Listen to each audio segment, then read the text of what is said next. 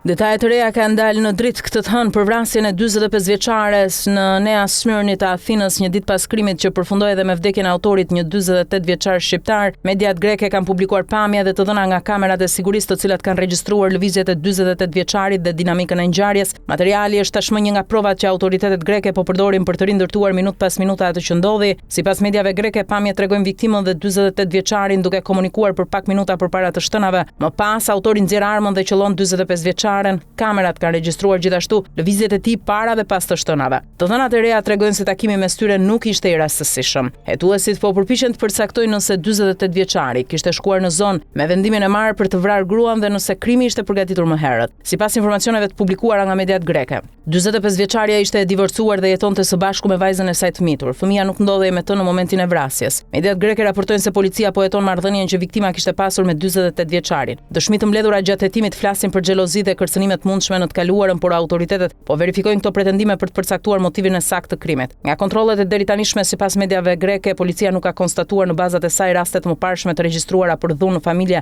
mes 48 vjeçarit dhe viktimës. Hetuesit kanë marrë telefonët celular të 45 vjeçares dhe po analizojnë komunikimet e saj. Qëllimi është përcaktohet se çfarë raporti kishte ajo me autorin në periudhën e fundit dhe nëse kishte pasur mesazhe, telefonata apo kërcënime përpara vrasjes. Në hetim ka hyrë edhe aktiviteti 48 vjeçarit në rrjetet sociale. Sipas mediave greke, në një prej fotografive të publikuara në profilin e tij ai shfaqej me një armë. Autoritetet po verifikojnë edhe këtë element dhe nëse arma e fotografuar ka lidhje me atë të përdorur në krim. Mediat greke sjellin ndërkohë të tjera detaje për mënyrën se si ndodhi vrasja. Sipas tyre, 48 vjeçari kishte mbërritur pranë pallatit ku banonte gruaja dhe e kishte pritur atë brenda automjetit të tij. Kur 45 vjeçaria doli nga ndërtesa, shqiptari zbriti nga makina dhe ju afrua. Pas kontaktit të shkurtër mes tyre, ai nxori revolverin dhe e qelloi. Gruaja u godit në trup dhe në fytyrë dhe humbi jetën në vend. Menjëherë pas vrasjes, sipas rindërtimit publikuar nga mediat greke, 48 vjeçari përdori të njëjtën armë për të vrarë veten. Policia sekuestroi revolverin në vendngjarje, ndërsa ekspertët po e analizojnë atë në kuadër të hetimeve. Mediat greke raportojnë gjithashtu se 48 vjeçari ishte i martuar dhe kishte një fëmijë. Policia ka marrë në pyetje bashkëshorten e tij, e cila sipas mediave greke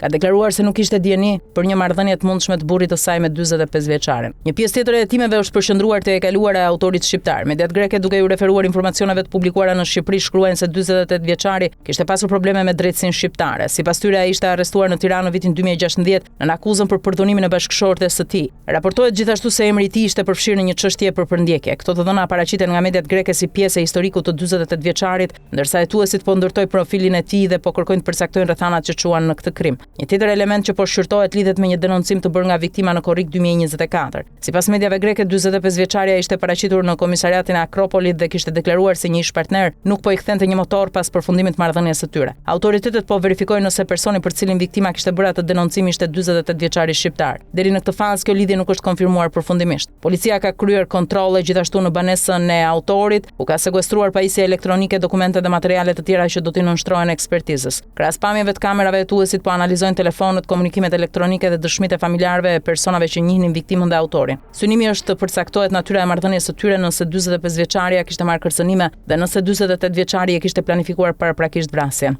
Pamjet e kamerave kanë ndihmuar tashmë në rindërtimin e momenteve kryesore të krimit, ndërsa të dhënat që po dalin për të kaluarën e autorit dhe marrëdhënien e tij me viktimën pritet të jenë në qendër të hetimeve për zbardhjen e plotë të ngjarjes.